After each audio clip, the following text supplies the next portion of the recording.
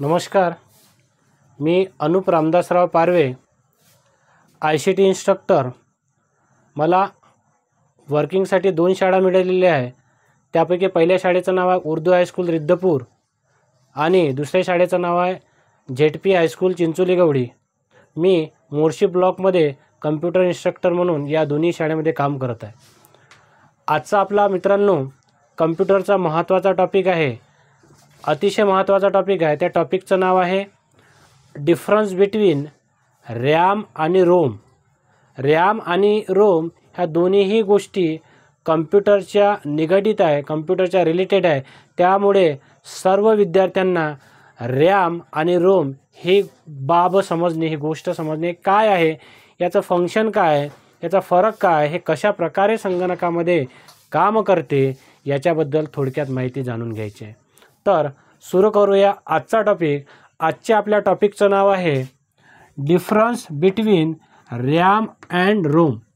या दोघांचाही आपल्याला फरक पाहायचा आहे। रॅम म्हणजे काय, तर रॅमचा फुल फॉर्म होतो रँडम ॲक्सेस मेमरी, तर रोमचा फुल फॉर्म होतो रीड ओनली मेमरी। कशा प्रकारे फंक्शन करते आणि या दोघांमधला फरक काय आहे, तर बघा यामधला पहिला फरक काय सांगतो तुम्हाला।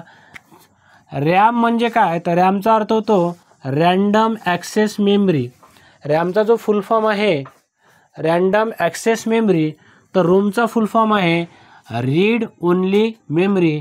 यावरून असं लक्षात येते का रोमचं काम फक्त रीडिंग करणे आहे, रीड करणे आहे, तर रॅमचं काम हे रीड आणि राईट ह्या दोन्हीही गोष्टी करणे असं त्याचं काम आहे। तर रॅम म्हणजे रँडम ॲक्सेस मेमरी, तर रोम म्हणजे रीड ओनली मेमरी। यामधला दुसरा डिफरन्स आहे बघा, रॅम ही होलाटाईल असते, तर रोम ही नॉन होलाटाईल असते। आपण गेल्या म्हणजे कालच्या लेक्चरमध्ये पाहिलं होतं नॉन होलाटाईल म्हणजे काय, तर जर विद्युत प्रवाह थांबला किंवा इलेक्ट्रिसिटी लॉस जरी झाली तरी जो डाटा सेव्ह असतो तो ॲज इट इज राहतो। परंतु होलाटाईलचा अर्थ असा होतो की लाईट गेली, वीज गेली, इलेक्ट्रिसिटी लॉस झाली तर तो डाटा आपल्याला परत मिळवणं कठीण जाते, तो लॉस होतो। होलाटाईल म्हणजे काय, रॅममधला डाटा हा परमनंट राहू शकत नाही, तर नॉन होलाटाईल रोममधला डाटा हा परमनंट राहू शकतो, म्हणजे राहतोच। म्हणजेच रॅम ही होलाटाईल असते, तर रोम ही नॉन होलाटाईल असते।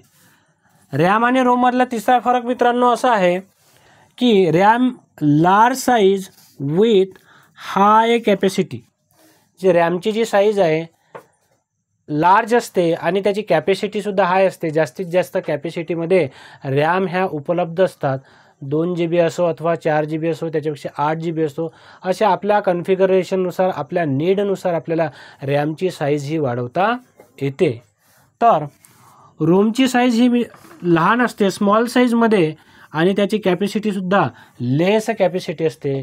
म्हणजेच बघा रॅम लार्ज साईजमध्ये असते, तर रोम स्मॉल साईजमध्ये असते। यामध्ये रॅमचा चौथा जो डिफरन्स आहे, रॅमचा उपयोग use both read and write. RAM आपल्याला रीड करण्यासाठी आणि राईट दोन्हीही फंक्शनमध्ये काम करते। रीड आणि राईट करण्याचं दोन्हीही काम हे रॅमचं असते बघा। तर रोमचं फक्त आणि फक्त रीड करण्याचं काम करते, म्हणजे यूज ओनली फॉर रीड, म्हणूनच त्याला रीड ओनली मेमरी असे म्हणतात। फक्त रीडिंग करण्याचं काम हे रोमचं असते बघा। RAM use both read and write, तर ROM use only for reading. आता शेवटचा फरक काय मित्रांनो बघा, स्टोअर इन्फॉर्मेशन टेम्पररी। रॅम ही टेम्पररी असते, रॅमचं ही परमनंट नसते। त्याच्यामुळं रॅम ही इन्फॉर्मेशन टेम्पररी सेव्ह करते, परमनंट सेव्ह करत नाही, म्हणूनच तिला होलॅटाईलसुद्धा असे म्हणतात। रॅममधला जो डाटा आहे हा टेम्पररी स्टोअर होतो, परमनंट स्टोअर होत नाही। परंतु रोममध्ये असणारा जो डाटा आहे जी इन्फॉर्मेशन आहे, जी महत्त्वाची माहिती आहे ती परमनंट साठवून ठेवल्या जाते. फक्त त्याची कॅपॅसिटी लेस असते, परंतु डाटा ही परमनंट स्टोअर करते, म्हणून तिला नॉन व्होलेटाईलसुद्धा म्हणतात. अशा प्रकारे रॅम आणि रोम ह्या कम्प्युटरच्या निगडीत बाबी अतिशय महत्त्वाचे आहे. त्या तुम्ही जाणून घेणं अतिशय आवश्यक असते. आणि आजच्या लेक्चरमध्ये रॅम आणि रोमचा फरक तुम्हाला नक्कीच कळलेला असेल. रॅम म्हणजे रँडम ॲक्सेस मेमरी आणि रोम म्हणजे रीड ओन्ली मेमरी. तिचं काम, रॅमचं काम रीडिंग आणि रायटिंग दोन्हीही असतं आणि रोमचं काम फक्त रीडिंग असतं. रॅम ही व्होलॅटाईल असते, त्याच्यामध्ये इन्फॉर्मेशन आपण परमनंट साठवून ठेवत नाही, परंतु रोम ही नॉन व्होलॅटाईल असते, त्याच्यामधले असलेली इन्फॉर्मेशन आपण परमनंट साठवू शकतो. रॅम ही टेम्पररी असणारा डिव्हाइस आहे. रॅममध्ये डाटा हा इन्फॉर्मेशन ही टेम्पररी आपण सेव्ह करू शकतो, परमनंट सेव्ह करू शकत नाही. तर रोममधला डाटा हा लेस जरी कॅपॅसिटी असेल, परंतु तो डाटा आपण परमनंट त्यामध्ये स्टोअर करू शकतो.